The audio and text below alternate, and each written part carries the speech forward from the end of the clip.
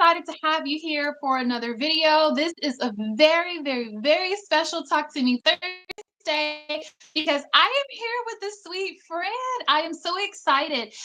This is my third episode here. And for those of you guys who don't know, I am a farm, but I started out with a homestead. And so this page has been my journey through moving from 0.03 acres to moving to 6 acres and what I'm doing, how I'm doing it, incubating my ducks and my chicks. I even take you along for you to see me hatch them. And so you've been following me along that journey.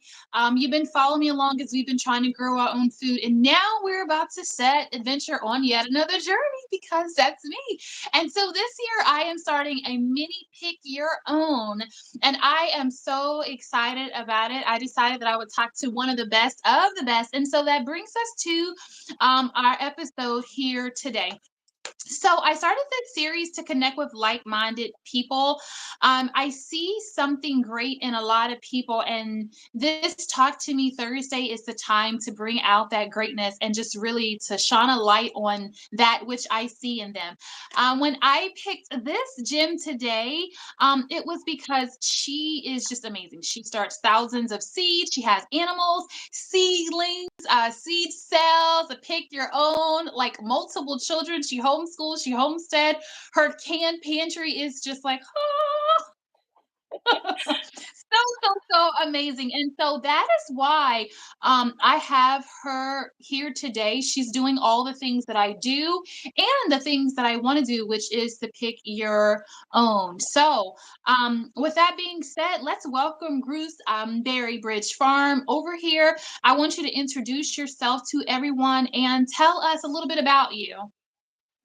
Okay. Well, I'm Stacy with Gooseberry Bridge Farm. That's me. I have a flower farm. We have animals, all the animals. Kind of possibly went overboard there. Uh, I have 6 kids. What else do you want to know? I'm really bad with introductions. It's okay. I You think pretty I much gave said I a do all these things. yeah. I think I gave a good introduction Yeah, for you, so I think that we're good to go. be good. Okay, so when I reviewed your channel, you have over 64,000 videos. I think that that's what it said there, and it's funny because Sounds like the start a lot. of tour, but I didn't find you for.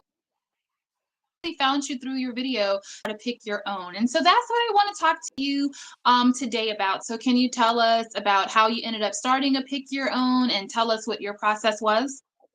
Yeah, so we were, it was pre-pandemic. We were in 2019 trying to figure out some way to make some kind of income off the farm and try to, and the goal originally was just to break even because I was gathering quite a lot of goats and chickens and all these things that were like using up a little more money than they were making. And I was like, okay, well, what if I do something else that could like maybe pick up a little bit of that and make some kind of money.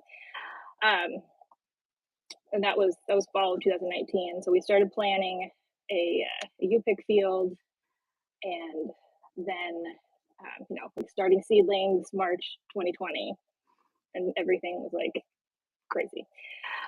But we kept going, and it ended up being really good. The whole COVID thing caused our U-pick to like take off because it was an outdoor activity, and we were a farm, and we were allowed to open, and everything just kind of went from there.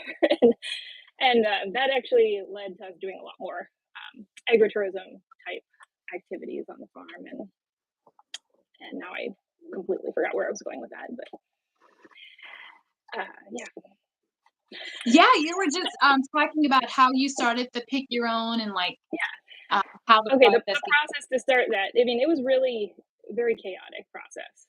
And I thought like, and I had to figure out like what, like nobody around here did that when I started it. And there were no YouTube videos, like, which is why I made that video, because there was nothing on the internet about pick your own flowers except for a few people's websites, and it has really taken off in the last 4 years. I mean, as soon as we started doing it, now there are several in our area, and just kind of pop up and, and come and go. And it's a lot of work. So, not everybody sticks with it, but um, it seems to be a really good model. People really like it, and it brings in a different crowd than regular just cut flower customers.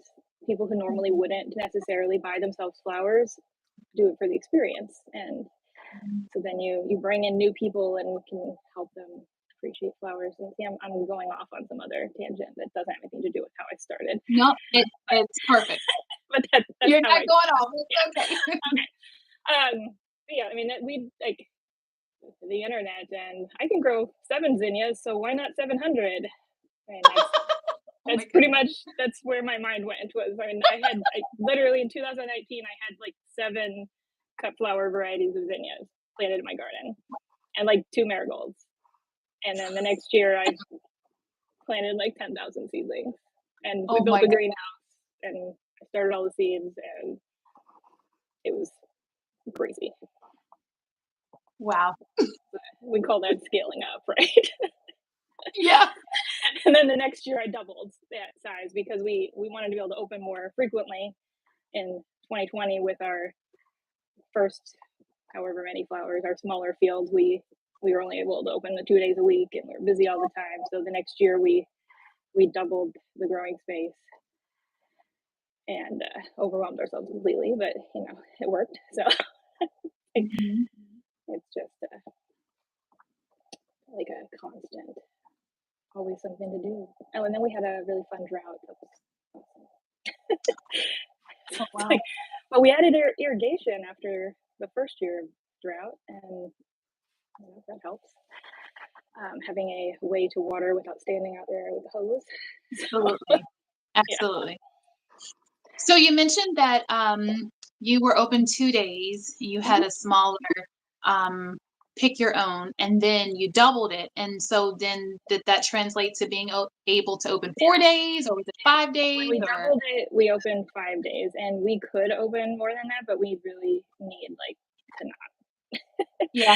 You need family time and time to enjoy all those animals that you Yeah, that you yeah, love and want so much, which is how this all began, was right. for the love of animals.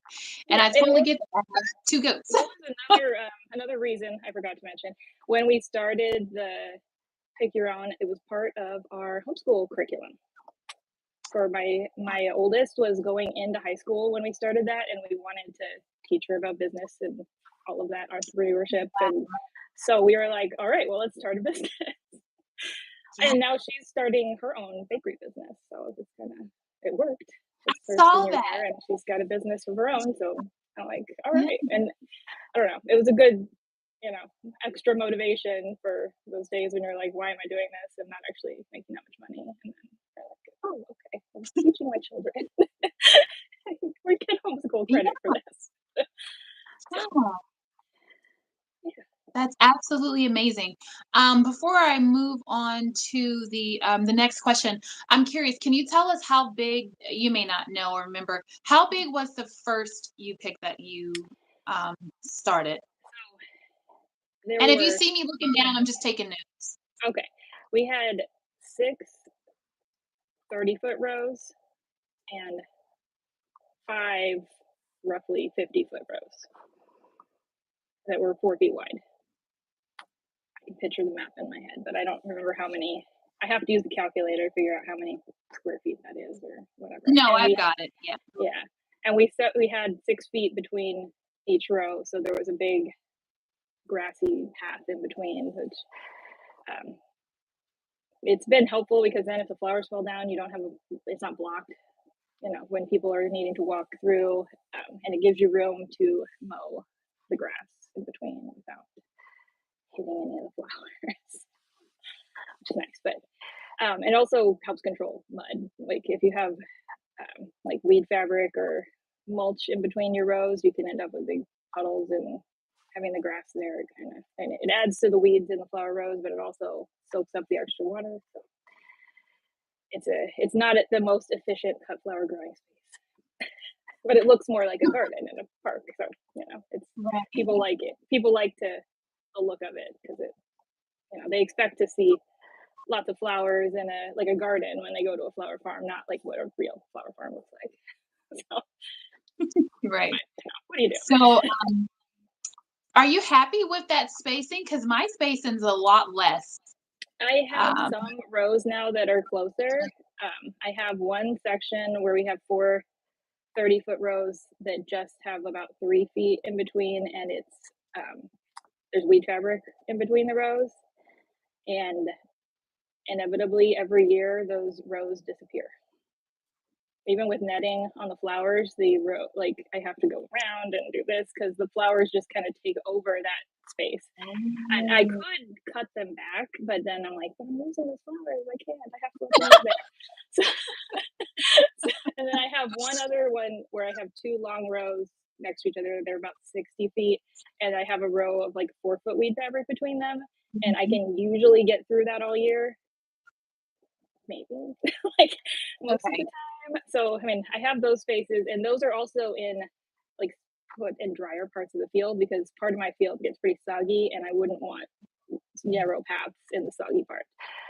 Um, so but yeah, and it's good spacing for like at least some of it because people like it, and it's good for photographers and um, other people who people. It's good for accessibility. We can fit wheelchairs and strollers, jogging Mhm. strollers. As long as they can go on mowed grass, they can get into the field, Right. or they wouldn't be able to go down those narrow paths. Mhm. So you have, 6, you have 4, Yeah, and we have and some so what do 3 foot, and and some 3. the three is really So, at tiny. all of those, if you had to recommend, to me and to other people who are looking to start a U pick, what would you recommend of the 3, If the you 4, and the want if you want mowed grass paths, then the 6 foot is absolutely necessary because you have to just need more space. And actually, I have one spot where I have 6 foot spacing between where I usually plant zinnias, and every year they're like right, they block the path. But it looks Oh, wow. wonderful. They just and even with netting, they just kind of like spread. And if I would just mow them, it would be fine. But I can't do that to my babies. So We can't lose one flower. no flowers lost. I will save everyone. No flower left behind. Right. See? And then I I always love get it. volunteer zinnias in that same row. So they're actually growing in the grass, and I just mow around them. So, I mean, but if you want to mow the paths to make them look really neat and clean, and put them Uh-huh. over my hands, then 6 foot is better. If you want to put weed fabric on them, I still think that for people to be able to walk down the aisles, like 4 or 5 feet is more comfortable. And you don't really want people slipping in mud for you pick. So like making sure you don't have like because weed fabric can get slick when it's wet and there's like water seeping through it. So I don't like that. I would rather it be safer, maybe some cushion with grass. But So, I have a really interesting, thought process. It doesn't mean it's gonna work out that way, but we can think all the things, right? So yeah, my thought is that I would plant some organic red clover, mhm, and, so I'm going more for a mowed look, right, of grass, because I don't really want the plastic one. It's an extra expense, it's an yeah, extra thing. And I don't really want the mulch. I like the way that grass feels. I just personally love being barefoot in grass. I mean, that's just me. My children love that. So I want to do red clover planted in the pathways so that it's more to me, and everyone's different, that's totally fine. It's a more natural look and way about it. But then also I feel like when I cut it, I can like give it to the chickens and the goats. yeah. Well, when we mow the field, because I have to mow it with a push mower because we originally planned to like use our big riding mower because it will fit technically down those rows, but then you need Mhm. like the big expensive bagger attachment that goes behind it, Right. or it blows all the grass on your flowers. So we don't actually use the big mower like we plan to. And we Right. use a push mower with a bag, and I take everything to the animals. It's like a whole system. Like the kids are there with wagons, and we are dumping the It's a lot of grass, but I'm like, after a couple years of drought and all of that, I'm like, okay, well, my field is always irrigated, so that irrigation, we're kind of on a little bit of a slope, so it waters the grass too, and then I Mhm. can't waste it.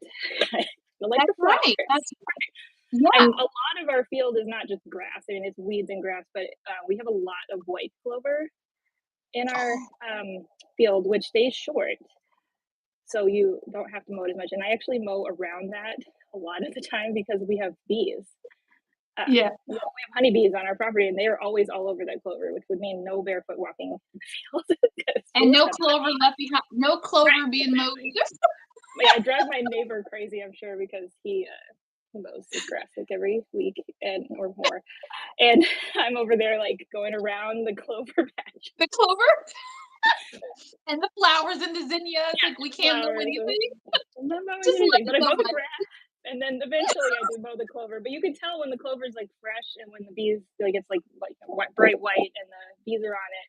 And then it starts to turn a little bit brown, and then I mow it, and then it grows back more. So Mm. it's a whole process. But the mowing with the grass aisles is a lot, and then the clover most of the year grows faster than the grass, and you still can't really leave it like as tall as it gets with people and all that. And I'm just like, okay, well, watch out for the bees. I love that, and I'm loving this conversation, and I get to know you a little bit better. Okay, so what advice do you have for someone who's wanting to start a pick your own? um, let's see, pick your own flowers. Um, don't spend a whole lot of money going into Mm, it. Like you don't need all the fancy varieties and you know to start especially like keep it simple. I have another video about like my top 5 beginner you pick flower. I don't remember the name of the video but it's like the 5 flowers I would start with, and they don't need to be fancy. Like there are lots of like fancy varieties of zinnias that cost 3 times as much as the regular ones, and that's like don't start with that. People who are going for you pick are not looking for the same thing that florists are. So keep it simple. They don't even mind sunflowers with pollen. Like I'd be like telling everybody, don't put this on your table, it'll drop pollen. And they're like, I don't care. And they just want pretty flowers and they want to go out and see the flowers in the field. So um, the more the lower you keep your costs going into it, the better the experience will be because you won't be as stressed about all the money you spent and have to make that. That's that's how I started, and it worked. And then slowly over time, as you get better at things, and you're not going to kill those expensive seeds, then or you start selling more wholesale, then there's reasons to have those nicer flowers. But the U pick crowd is not as picky. mhm. I mean, Well, let's stay on that for just a second before I move to the next question. Let's talk about the color preference mhm, because I see a lot of videos and I see that what it appears to me is that the florists are wanting more pinks and whites and maybe corals. And yeah, it seems like the you pick, and actually that's my color palette, like my right, whole, I just love it. I love it. Everything's pink. But it yeah, seems like for you pick, it seems like the brighter colors, like, right, is yes. there any, like, talk to us about that. That is 100% true. Like bright rainbow everything. Like rarely, like maybe one out of you know 20 people picking flowers will pick within a color scheme. Like they just pick a rainbow of flowers and they want all the bright colors. I grew straw flowers the first year, and I did the silvery rose mix, and I did like a rainbow cheap seed packet that was like all these bright colors, and I kept all of the silver ones. Like no one picked them.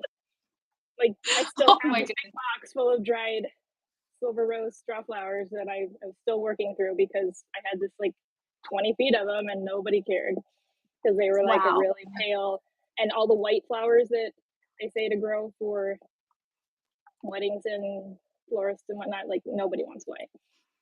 Like they like maybe some feverfew or some chamomile or yarrow, like they'll pick a little bit of that, but not like white focal flowers. Like nobody wants that. It's weird. Wow, that And is really good to know.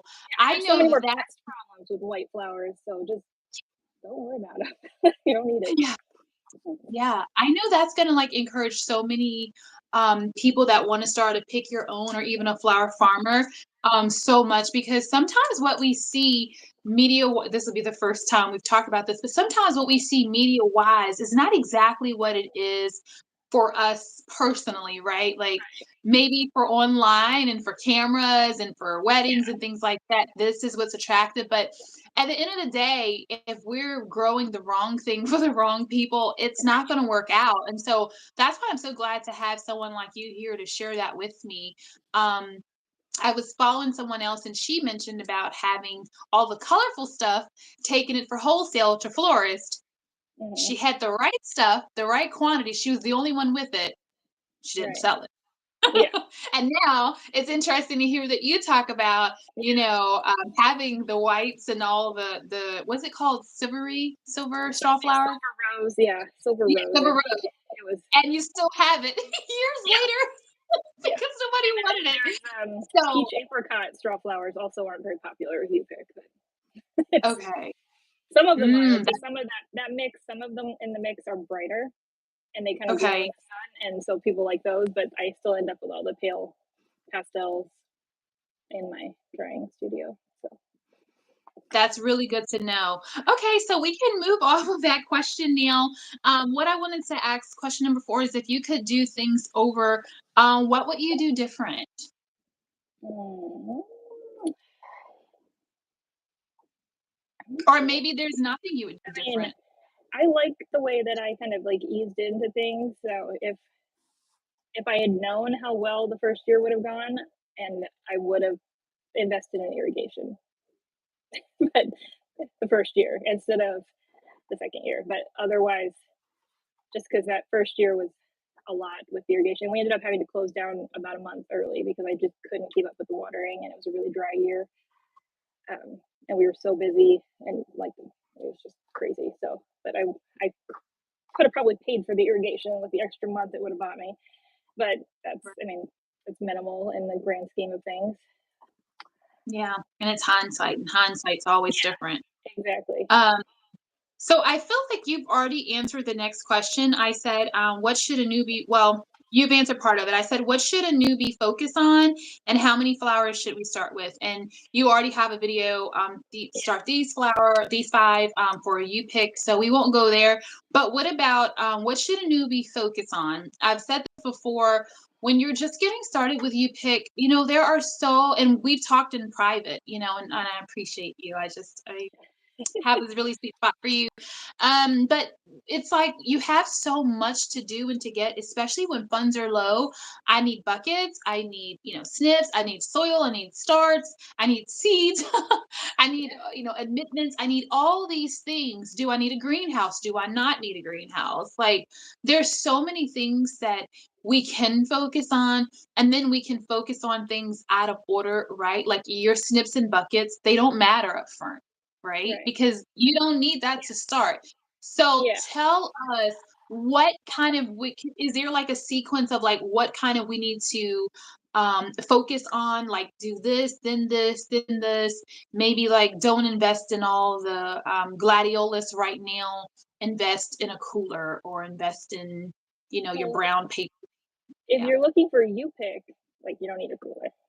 So Mhm. the only thing I've ever used a cooler for you pick was when we were not open as frequently. I would put sunflowers in there and then hand out the sunflowers um, when we did open because people don't care if they cut them down themselves.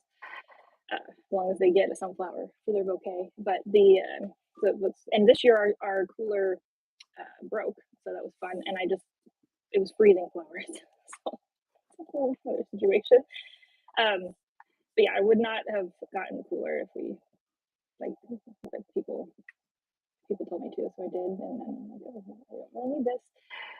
But bed prep and is like a good first thing is making sure your soil is what it needs to be.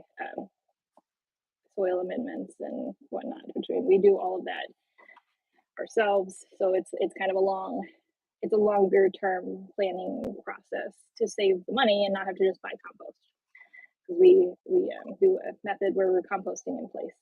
And here I'm getting really extra with this detail here, but yeah, we put the stuff that you would have composted right on the soil where we want to plant and let it sit there for a few months, and then we don't have to buy compost. So but having your soil situation, whatever that may be, worked out first, like that is the biggest thing to make sure it's important is that it's done. Because if you plant your seedlings into soil that doesn't have what they need, then they're not going to grow. Or like if it has too much nitrogen, you end up with, which I had this happen once because I used house chicken manure bedding stuff in a couple of rows because we ran out of our usual goat rabbit mixture. And I planted cosmos there, and they got 6 feet tall and bushy green things and didn't bloom. I mean, they did eventually bloom, but it was like months because they had so much nitrogen that they just made extra leaves. And I'm like, soil is really important. I keep saying that. So, but if you don't like know the soil in your area, you can get a soil test and like it'll tell you more of what you need. But if you're growing like grass or something, you need different things than if you're growing flowers. So it's a good thing to learn about, and it will save you lots of stress later. So, but there's that. I mean, weed control of some sort, something to help you with weeds and something to help you with water. So you either need a lot of hoses so you're not just suddenly going like, oh no, it's mid-May and it's suddenly 85 degrees and all my seedlings are wilting. Like you need to be ready to water them, like right out of spring. I don't know if it's like that everywhere, but here we go from like sopping wet spring to 90 degrees. It's like seedlings don't like that if it dries out really fast and they haven't really like got their roots down yet because they've been sitting in a puddle for a month. That's how ours are. So you have to ease them into that. Yeah, getting everything established. Once you do that, like most of these flowers, the ones that I recommend in that video, like they just grow themselves. So you can just have to get them started. Okay. All right. So it's testing your soil, knowing your soil, making sure you have your amendment. It's your irrigation. It's your weeding. If you're going to use weed fabric or not. Yeah. And then pretty much good to go. Pretty much. I mean, once you get that stuff down, and the only other thing that you might really need to focus on is manpower or woman power to deadhead. If you don't cut the flowers and people don't cut the flowers, you don't get more flowers. So you have to. I mean, that's all a time investment. So okay. Money. I only have a few more questions here, but let's so since we kind of know how we start, now let's talk about today is the day we're opening up. This is the grand opening, or it's an opening day. What does that look like, opening up a you pick for the day? Okay, so when we open, especially in the early season, the first step I have to take is cleaning, and I pick up all the hoses, so there's nothing for people to trip over, and I mow everything and get it all accessible, basically, because you don't want to have like your hose laying out in the field and then have a bunch of people come. And then we set up a table with our dollar store containers that we use for people to pick into, and that's how we size how many flowers they pick, so you don't even count stems, because counting stems is miserable. Nobody wants to do that. And it also makes people not want to pick flowers. Like we have a whiteboard with some illustrations that I redo every year with there's like a picture of a zinnia and where you would cut, and there's like one that's like a cosmo or something with branches and shows people where to cut and where not to cut. Like you really do need to specifically tell them not to cut the base of your plant. It's a thing. So once we cover that, we also have a basket of scissors, and we just buy scissors, not fancy clippers or anything for the you pickers to use. No And that is steps. always Okay. hard to find. Yeah, we do scissors. You can buy like bulk 24 packs of scissors for less than $1 a pair on Amazon, and they do eventually break. We wear out. I have to wash them every once in a while. The first year we had a bleach water bucket where they came back to bring their flowers. They bring us the container. We would drop the scissors in the bleach water bucket so they would get cleaned right away. We've slacked off on that a bit, but it really is a good system and it should be implemented because then we wipe them off and they don't get sticky and it works better. But then we wrap their flowers in paper, and now we used to do paper and a sticker. We had farm stickers, and now we have a stapler and a stamp. So we have the papers all ready to go at our wrapping station. So it's quick. Any other products you have, it's good to have those right next to the wrapping station so they're looking at your stuff while you're wrapping their flowers, or do it inside of your farm store if you have that space. We have our setup now is a farm store with a table inside, so they have to come into the store to wrap their flowers. Then they don't miss out on all of your awesome stuff. And yeah, and that's what I'm saying, man. Like we get out the stuff every time because we put the containers and the scissors and our whiteboard with the instructions outside, like people can see it from the parking lot, and then they have to check in with us before they go into the field. Which I know a lot of you picks do that all as a self-serve type situation. They put their sign and instructions, and I'm just not comfortable with it. I'd rather talk to everybody. Yeah. Even when it's a bit more of a personal connection. It keeps people coming back and all that too. But it also makes them less likely to chop your plants off at the base, especially early in the season. It's happened. It's I happened a can lot. tell this has It happened happens to you less before. now. Oh yeah, the first time when we didn't tell people specifically not to do that, like I lost like 8 plants the first day, and that was a lot. I was like, why did you cut off my whole thing?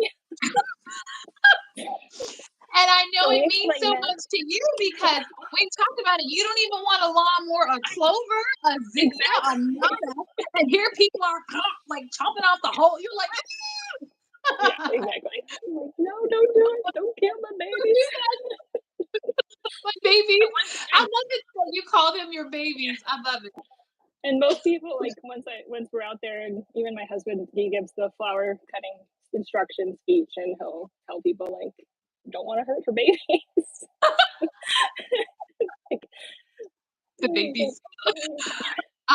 So let's talk about the true babies here, and then we'll talk about balance, and we'll wrap it up. And that is because and this is one of the things that I wanted to pick out. So yes, I picked you because you also have the farm and the animals, and you pick in a homesteading and the homeschooling, and just so many things in common. But you seriously excel. You seriously rock the seed starting. Like I follow and I've watched a lot of videos. I've talked to quite a few people on here even, and a lot of them buy plugs too. You are one of the you don't buy anything by plugs, right? Like you do every I do everything by seed. I have bought a couple of trays of plugs a couple of times, and I've killed them all. I'm not It's awesome. yeah, I have 2 things that I'm trying, like partial trays I split with people this year. That I'm trying one more time because I want some eucalyptus and I don't want to start seeds in December. And I wanted some lisianthus, and I like for me, not necessarily for the U-pick. I want some of these things just to try it, and I don't want to start seeds because I don't want to start seeds before February because I need a break from hanging out in the greenhouse. yeah. It's like I started seeds in January 2 years ago, and like that makes for a really long season when you get to the end of October and things aren't dead yet. And I'm like, I'm gonna go out I and pick up know. the torch to the field. I know. Yeah, especially with just our lifestyle, the way we live. There's just so much other stuff going on. But Absolutely. yeah, I don't do any plugs. I start everything from seed. And I have I've tried, you've watched all my videos, all the different Yeah. methods I've tried of starting, but I like to make sure the You've seeds done germinate. everything. Yeah, the seeds need to germinate in the right temperature. And then I transition them to the greenhouse and I stretch their limits like people say like tomato and pepper seedlings, they just can't get below 50 degrees. I'm like, yes, they can. They can get down to 35 just fine. And they keep growing and they aren't stunted or any of the other things the internet will tell you. And Mhm. they don't grow quite as fast. But once they're germinated, like they won't die. And that's what's really important. So, Okay. and, Okay. and they will catch up when they need to. And the colder temperatures seem to actually keep the aphids out of my greenhouse a little bit longer. Yeah, it's those Then when aphids. I really keep the peppers warm, like they get a lot more aphids, and but it also keeps the ladybugs happy when I bring them in to kill the aphids. It's like all these balance Mhm. things, but yeah, I mean, seedlings are Yeah. just like babies. Gotta, So you like you said, I have watched your videos and there are so many options. I've seen you start in the trays. I've seen you start with the soil blocks, and then I saw the new one that makes like a million. Not really, but it makes like a million soil blocks at once. Tell us if you could like recommend to us what you think the best is, the most economic is, time wise, I guess financial it's wise for newbie, because this yeah, is how we can really save. I think this is one of the ways that we can save the most money. And now I've been talking about pick your own because that's something I'm starting, but I think where we can kind of also get into, not into because we have to wrap it up here. I want to respect your time, but we're also doing seedlings, we're also doing vegetables and herbs and melons and things like that. And so there's a lot of things to start. But I really think that this is the key when you have so many things that you're doing, to being able to make a profit is by starting it yourself. I looked at yeah, just how much definitely. one half a tray of seedlings was. In order for me to grow the things that I wanted to grow buying it, oh my goodness, I'd probably get like 1,000. I'd probably get 2,000. I mean, it would just be Yeah, astronomical when it I was a could lot. probably spend $200 and have 1,000 seeds. So can you Right. tell us what, if you could just narrow it down for us, if someone couldn't watch every single video, what would you say the best way to start would be? And if you have any tips or secrets, tell us your secret. Okay, so I kind of start different things like as far as efficiency, um, it's by the seed. Like some things, it's more efficient. Like sunflowers, it's more efficient to just poke the seeds in the reusable 128 cell trays, and you plant them out about 10 days after they started. Like which, and lots of people direct seed sunflowers. I can't do that. The birds will eat all of them. So I have to plant the transplants.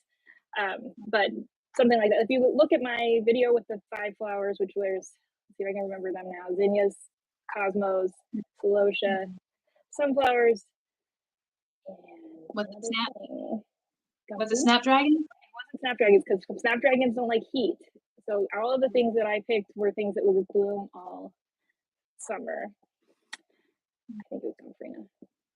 Anyway, all of them, um, if you're as long as you're not selling the seedlings, can be started in soil blocks and planted straight out, and you can put the seeds straight in there and they will all germinate at like varying temperatures. But it doesn't have to be super warm. Like you wouldn't even have to use the germination chamber type things like I do, and it just that's part of why I picked those things as to tell people to start with, is because they are so much easier than lots of the other things. And it's just but in every I take notes every year on each seedling and like which ones work better at different times of year, and light also makes a huge difference. And if you're growing inside or in a greenhouse, like starting things in a greenhouse, you have to think about how many daylight hours are happening from the sun.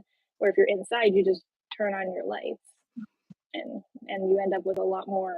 I mean, like, things just grow differently that way. So it's really hard to tell people what's the most efficient because it's different for every seedling.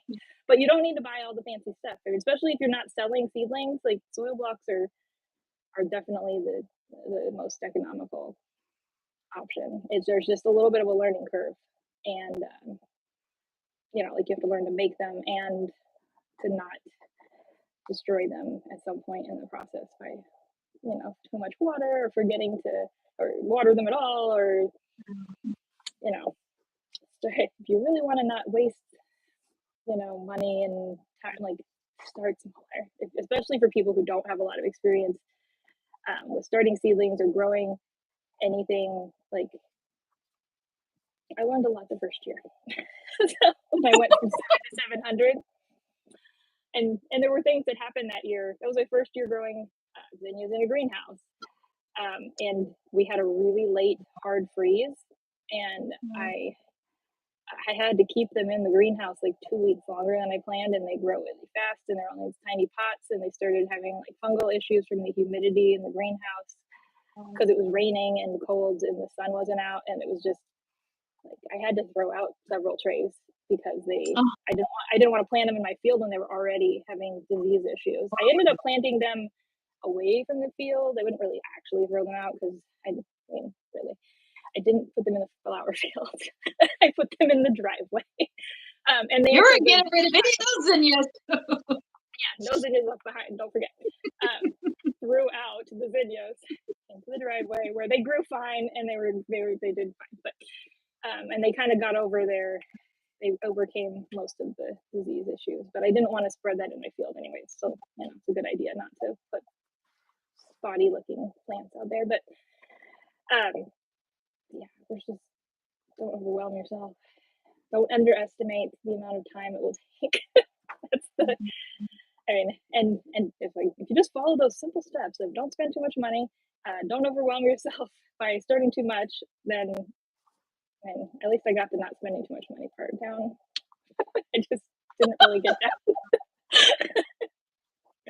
You'll have a successful year as long as you don't leave any zinnias behind.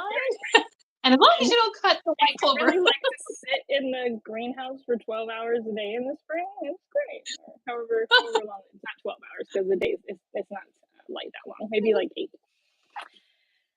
Yeah. That first year I was sitting in the greenhouse literally for 8 hours a day, like babying every single seedling, which I enjoy doing. Didn't see my children much. They pretty much went feral, and but now like they help me, and it all goes much faster. So. Yeah, I think But that helps. So that brings us to our last and final question. So how do you balance the homesteading, homeschooling, large family, seeding, all the things, the animals, all the things? How do you balance it? It's so much. Balance is a challenge. Like, I mean, it depends partly on your definition of balance, because getting most of it done versus like actually feeling like things are balanced. I mean, balanced is at this point like making sure I have some time to feel like I might want to do this again over the winter, because by August I'm ready to like never see another person or flower and hide in. I mean, that's pretty much how it is. Because spring, we don't just do the U-pick, so that's a lot of it. Is we are open for our agritourism business with the goats and sheep, and we're birthing animals and having people on the farm 3 days a week starting in March. Without, I mean, we have flowers starting in end of March, early April, and we have people coming for flowers, and we're open, almost every day when we do tulips and daffodils, and then we have a little time off, and then we do summer flowers. But we also do this baby animal experience thing, and we are usually open Friday afternoon, Saturday, and Sunday for that, and have people like coming all day. And we do that by appointment, which that helps a lot with the overwhelm and knowing what to expect. And we know like we need to call in some family help and have people come over, and we do a lot of stuff with the public that way. So that, I mean, that's part of why I get like I do burnout at the end of summer, is because we've been doing like basically running 2 businesses all. And plus in the spring it's the flowers, the seedlings, the plant sale, and the baby animals all at the same time. So that makes, I mean, balance is really difficult. We do take off from school pretty much completely for spring. So like my kids are doing most of their schoolwork now in the winter, and they start again in July when we're just doing flowers in July and August. Usually we don't have as much of the baby animal stuff, and that way I don't have to worry about sitting inside half the day with them, and they come out and work and interact with people and do, they like doing that. I think it's fun to give people tours and tell them about the Yeah. animals, and people are constantly telling me how much, like, they know so much. It's so amazing. I'm like, yeah, well, I know something, but it makes me feel better. Um, When you can. hmm, More is it more in the middle of the summer, or do you try to save it all for the later part, like it fall? happens. It starts getting really ramped up in July, and but now at this point, my daughter Molly, that we talked about earlier, she's 17, and she knows how to can anything I know how to can, and she can stay in the house, and I can be like, take care of these tomatoes, and she just does it. It's kind of fabulous. I love And then we also do a lot of freeze drying, so I'll have it looks one so of the good. kids, yeah, one of the kids, or like, I mean, any of them, all the way from the 5-year-old on up, know what to do with, like, I need to prep these peas or the green beans or whatever, and they will take the bowl and make it into the next thing, and then we'll put it in the freeze dryer. And I mean, everybody helps, so that's how we get all that done. It's like somebody will want to take off from talking to people and giving tours, or like every night in the summer, my 5-year-old catches grasshoppers from the flower field, which is a really important job because they Love will it. eat everything. So we catch the grasshoppers and take them to the chickens, and Yeah. I mean, there's all these little jobs, and we have to all split it up, and I have to make sure that everybody's doing something. The main thing that we have not been good with balancing is house cleaning, and now we have a system set up for that, and we've worked it into the budget, so I have help coming to clean a couple times a month for next season, which is like, we started that at the end of last fall, and like, it's life changing. And I really was like stressing about the budget part of that, and I'm like, oh, it's, what if it's not worth it, and I should just do it, it's my job. No, it's not my job, somebody else needs to do it, and my kids are not very good at cleaning. So it Mhm. gets backed up, and they would rather prep vegetables and help with farm stuff than Right. vacuum or something. So See, this is why it's so good to have these conversations with different people, because in another conversation, someone actually paid someone to come and do the weeding for them. yeah, see, So and I let the weeding go before I'll let the, like, I mean, the same way I let the house go, really. So it's mhm, like, I will keep up with the harvesting, and at some point, like, you can, like, you have to do the weeding early on, and if you get it right, done early on, the plants will be okay. right. So it's like, so I don't need to, and but I do have help planting also, because I mean, the kids help, and also my cousin works for us, and he's Mhm. a little underpaid, but he will plant for me. So,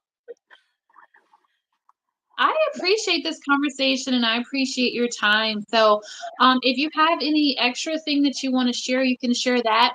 And if not, tell us where we can find you. And I can definitely attest that your Instagram is phenomenal. It's like the best behind the scenes and sneak peeks. And it's like yeah, such a good variety of canning and flowering and seed starting. And it just makes my little doo doo doo yeah, brain yes. so If you like, happy. it's all the things. That's All People the always things. tell you to, niche down on your Instagram, and I'm like, no, that's not my life.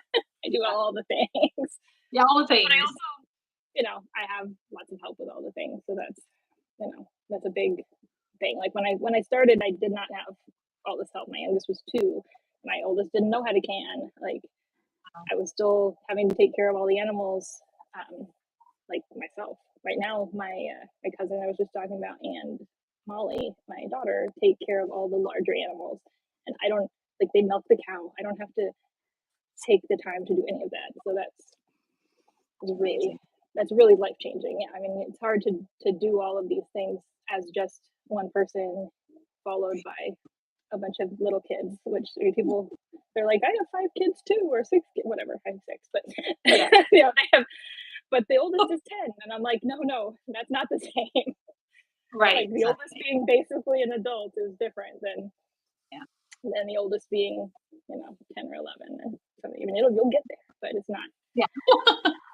I mean, the first year I did everything during my youngest nap time, like nap time, and after my husband got home from work, like everything in the flower field. The first year was like he took good 2 hour naps in the afternoon, but that meant I was outside in the heat of the day every day, and Yeah. then from 5 o'clock till dark. I mean, it was like that's a totally different situation. And Yeah. I'm just getting off on all these tangents. They flow, and the right people will see Right, and we'll see. understand, and Kind of like my 'cause there's Instagram. some of everybody. And I Yeah, know a lady that I talked to who's organic farm, and she said when she started her farm with $500 and 2 children, 2 and under.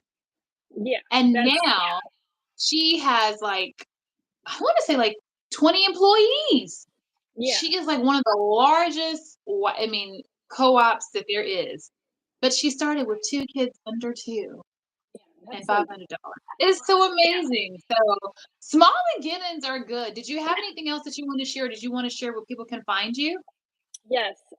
So my Instagram, as we just talked about, the Gooseberry Bridge Farm, um, and YouTube, right here, and Facebook. I'm like, my brain is really like, where am I? Our Facebook I don't stuff think is I'm following you mostly, on Facebook. yeah. Our Facebook is talks more about like our local stuff we're doing, like Mhm. when we have classes, when we're selling things. So like if in it's on one hand, it's like not all that interesting. But if you're looking for like how we market things, it's mostly on Mhm. Facebook. So, Okay. excuse me. And Instagram, yes, is more behind the scenes and how tos and that sort of thing. And right now, Instagram is quiet except for on stories because I'm just taking it easy. And I had a I love the really story. crazy, yeah. The stories are like our day to day. That's what we're doing, and I'm really working on getting more YouTube stuff up this year. I just keep filming and leaving the videos on my computer because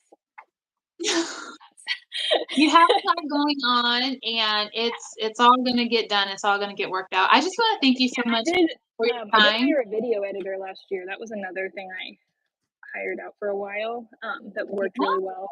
I mean, there's always like get creative with your help. I mean, like I don't know. It was really like kind of I pick the things that I like the least to try to Mhm. have somebody else do Yeah, because I feel a lot more like as far as balance. We'll go back to that just for a second. It gives you more energy to do the things you want to do. Like absolutely. it'd be really easy for me to like have somebody else plant and start seeds and all of that stuff, but I really like doing that.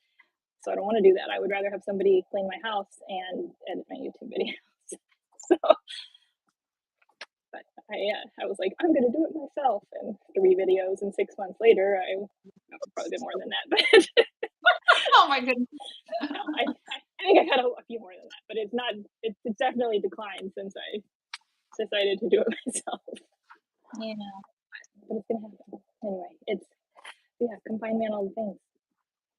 You I already love did that. these behind the scene though. Like I love these looks into like this genius mind of yours. Like you have to have a genius mind to do all these things. I realized, I didn't understand that.